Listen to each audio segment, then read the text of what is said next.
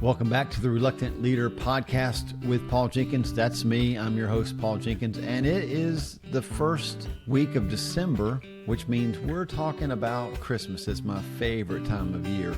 Now, you know, here at the Reluctant Leader podcast, we like to wrestle with leadership and faith and, well, that wild reality that God still chooses people like us to make a difference. And today, I want us to dive into a powerful little Greek word that sounds, well, like it belongs on a sports drink label, but actually it shows us why the Christian life was never meant to be a solo mission. And because we're in this Advent season, we're getting ready for Christmas, we're also going to connect that truth to the Christmas story, the moment that God stepped onto the field with us, not just for us. So here's the word. It's a Greek word, and it's pronounced soon-ath-LEH-oh.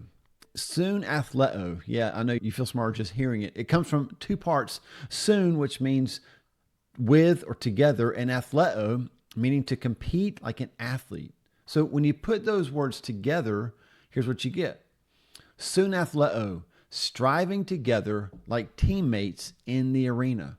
Paul uses it in Philippians chapter 1, verse 27, where he talks about standing firm in one spirit. And here's our word, striving together for the faith of the gospel. Soon-ath-LEH-oh, for the faith of the gospel. It's locker room language. It's sleeves rolled up faith. It's saying, I'm here with you, and if you fall, I'm going to fall forward and help you up.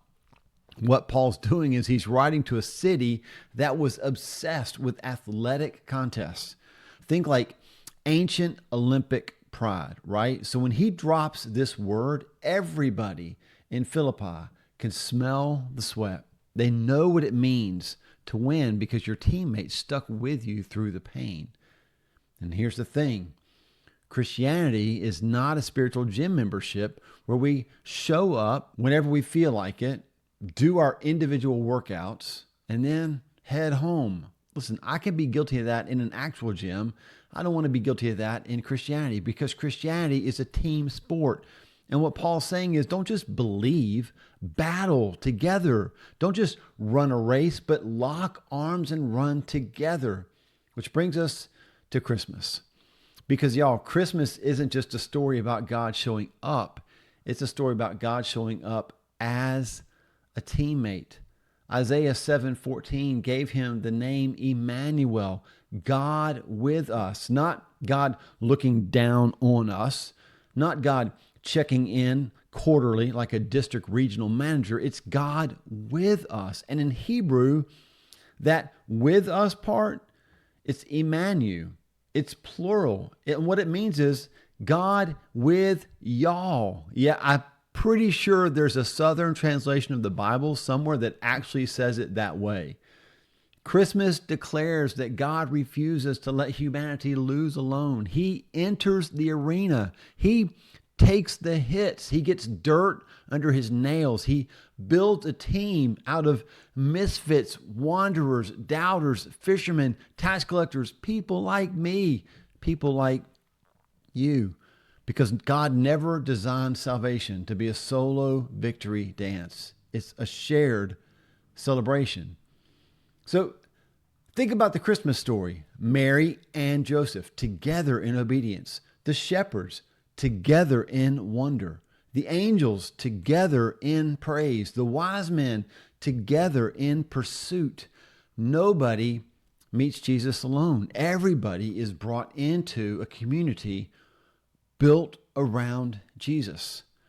And the first name given to Jesus, Immanuel, y'all, that makes a promise before he ever even spoke a word. He promised this, I'm not going to just leave you to figure this out alone. I'm going to strive with you, soon-ath-LEH-oh, and I'm going to bring you into a family who strives together with one another. That's soon-ath-LEH-oh. That's Immanuel. Y'all, that's Christmas. So let me just say this as plainly as I can. If you're trying to follow Jesus without letting anyone walk alongside you, no wonder it feels heavy. Man, faith by yourself gets isolating. It's exhausting. It it discourages you so quickly. You're still in the arena, and that's a good thing, but you're swinging alone.